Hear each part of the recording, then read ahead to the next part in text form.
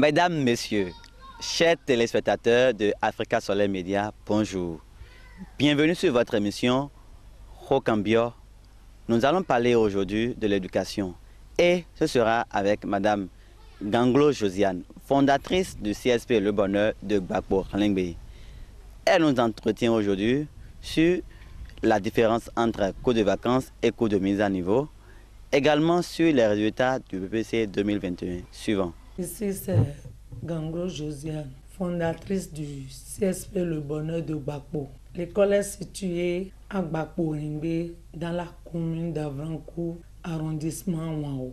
Cours de mise à niveau se fait souvent avec les enfants de la 3e, première et terminale. Et en ce temps, ils font la PCT et la mathématique. Les cours de vacances. Les cours de vacances, c'est pour renforcer et rehausser le niveau des apprenants, les élèves qui passent en classe supérieure. Et les cours de vacances se déroulent chez nous ici, au CSP Gbagbo Lingbe. Si les élèves arrivent, on prend les élèves de la maternelle. En même temps, les enfants qui veulent commencer la maternelle, ils peuvent commencer les cours de vacances et ils vont accompagner leurs frères et sœurs pour venir, pour que à la reprise, les enfants n'aient plus d'inquiétude. C'est pour cela qu'on commence de la maternelle. Et au cours de vacances, ce sont ces enfants, ces apprenants que nous prenons. Et de côté secondaire, les élèves de la 6e jusqu'aussi en terminale. À propos de nos apprenants,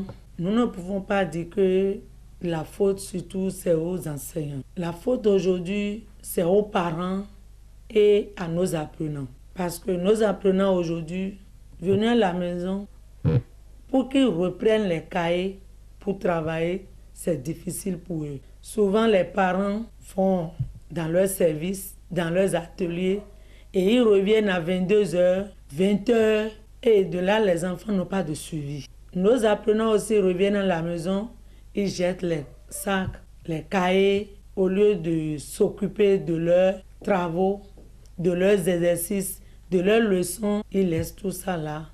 Et c'est autre chose qu'ils font. Les grands, souvent, ils prennent leur temps pour regarder les feuilletons. C'est eux qui connaissent l'heure des feuilletons. Et aussi, ils ont les WhatsApp, les Messenger, les Face en main. Et tout le temps, c'est dans le portable. S'ils quittent l'école, au lieu d'apprendre, ils s'attaquent au portable Android. Il y a tout ça là que les parents vont voir avec nous. Et aujourd'hui, surtout, taper aussi les apprenants aujourd'hui, c'est autre chose. Si on les tape aujourd'hui, parce que nous, en notre temps, sans le bâton, tu ne peux pas apprendre. Sans le bâton, en notre temps. Mais aujourd'hui, les enfants de nos jours ne veulent pas qu'on les tape. Et il y a les parents, si on tape les enfants, ils viennent crier. En tant que parents, c'est tout ça là qui nous amène aujourd'hui et les enfants ne veulent plus apprendre. Si tu les grognes aussi, les enfants font ce qu'ils veulent. Mais Dieu va nous aider, nous les fonder, nous les directeurs, pour que les résultats soient toujours meilleurs. Si nous pouvons avoir au moins de suivi à la maison, toi, qu'est-ce que tu as appris aujourd'hui? Les exercices que tu veux apprendre? Prends ton cahier. Il n'y a pas ça à la maison. Et les enfants aussi n'ont pas la volonté d'apprendre. S'ils avaient la volonté d'apprendre, ils ne veulent pas attendre l'aide des parents, les parents qui cherchent ce qu'ils veulent manger avant d'apprendre. Mais la situation là se trouve dans les deux cas. Bon, ici les cours de vacances commencent le 21 juillet, le mercredi 21 juillet et prend fin le 3 septembre 2021. Je remercie beaucoup les enseignants pour le travail qu'ils font au complexe scolaire Le Bonheur. Dieu va leur garder et leur donner de longues vies.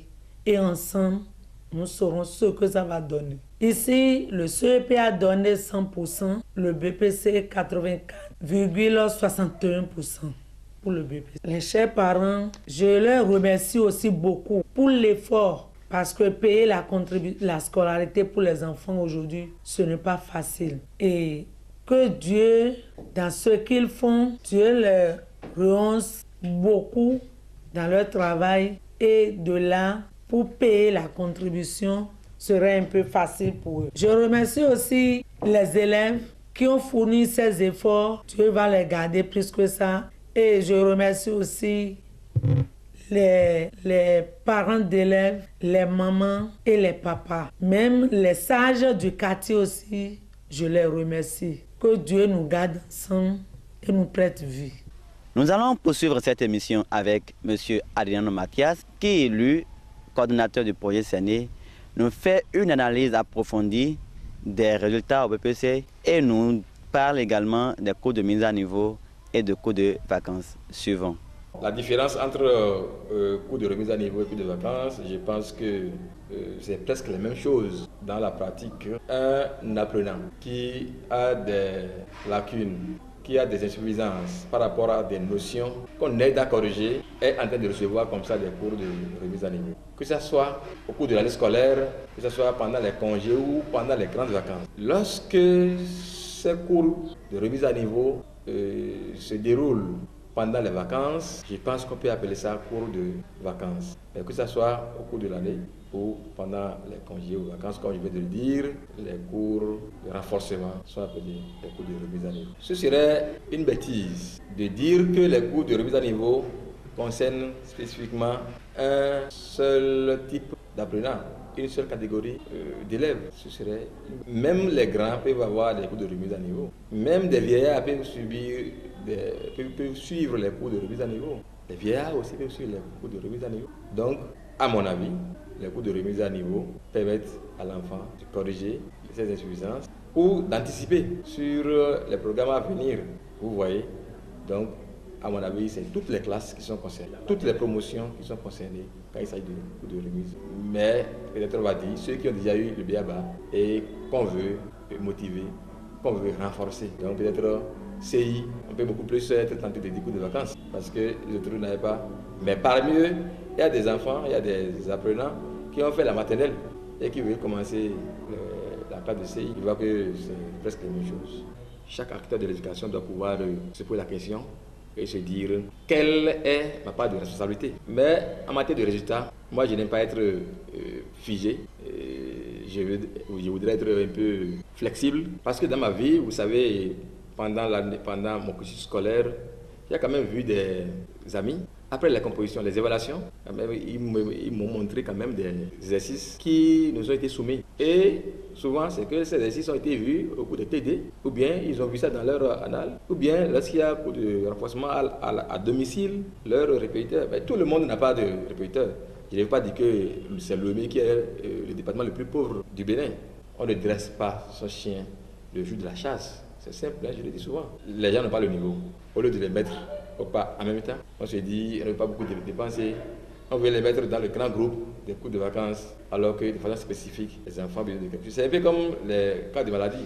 La personne souffre des maux. On a dit de faire des analyses pour identifier là où il y a problème, pour pouvoir apporter des solutions et ramener la personne en vie et lui donner de la santé. Mais on dit non, bon, tant de soucis d'abord, non, analyse là c'est beaucoup, ici c'est ceci. Donc moi je pense que cerner, c'est à tout moment. Si des parents ou des candidats libres sont dans le besoin, ils nous font souvent appel et nous allons faire le diagnostic et on fait l'effort de les orienter sur ce qu'il faut faire avant le grand jour, avant le grand défoulement. On se prépare quand on veut un champion. Un champion se prépare tout le temps. En guise de mot de fin, je pense qu'en matière d'éducation, en guise de mot de fin, je pense que l'éducation doit être placée en première position. Ou si on veut donner une place à la santé, on doit, même pour avoir la santé, il faut être éduqué. Donc moi je pense qu'on doit nécessairement placer l'éducation, investir dans le ciment, c'est une bonne chose. Investir dans les moyens de déplacement, c'est une bonne chose. Investir dans les cérémonies, les tissus et consorts, c'est pas mal. Investir dans les projets de réalisation, c'est une bonne chose. Mais mettre l'éducation au premier rang. Parce que même si vous allez investir pour garantir l'avenir des opportunités à vos enfants, s'ils ne sont pas bien éduqués, moi je vais même profiter, même dire qu'au lieu que les parents continuent de mettre des moyens, de gros moyens, dans des projets pensant réaliser des choses pour leurs enfants, et qui ne vont pas utiliser. Quel enfant va utiliser RAV4 dans 10 ans, 20 ans? Combien d'enfants utilisent aujourd'hui Mercedes? Combien utilisent Peugeot 504 ou 404 comme c'était à la mode dans le temps? C'est clair. Investissons dans l'éducation de nos enfants. Pendant les vacances maintenant, que les apprenants aillent faire des cours de remise à niveau. S'ils ne peuvent pas inviter les parents, les enseignants à la maison, parce que ça coûte beaucoup plus cher, ils doivent faire ça.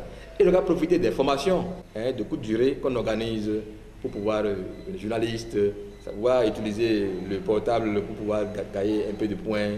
Et il faut également faire l'effort de savoir préparer du savon, par exemple, même si on ne va pas devenir spécialiste dans ce domaine et en faire une carrière, ça peut aider. Ayez de cordes à votre arc, soyez disciplinés, chers élèves, vacancières et vacanciers, chers nouveaux bacheliers, essayez de vous trouver quelque chose à faire comme formation, mais c'est de courte durée, avant la reprise. Ceux qui vont échouer actuellement, ou ceux qui ont échoué, n'ont qu'à prendre leur courage à deux mains, identifier les causes de leur échec, commencez par se remettre à niveau dès maintenant pour d'autres succès à l'avenir. Je souhaite aux enseignants de se reposer correctement pour avoir beaucoup d'énergie et pouvoir continuer le travail. Bonne chance à chacun et à tous et que la victoire soit à nous. Chers téléspectateurs, nous sommes à la fin de notre émission et nous vous remercions d'avoir suivi, d'avoir aimé. Merci, merci, merci et à la prochaine.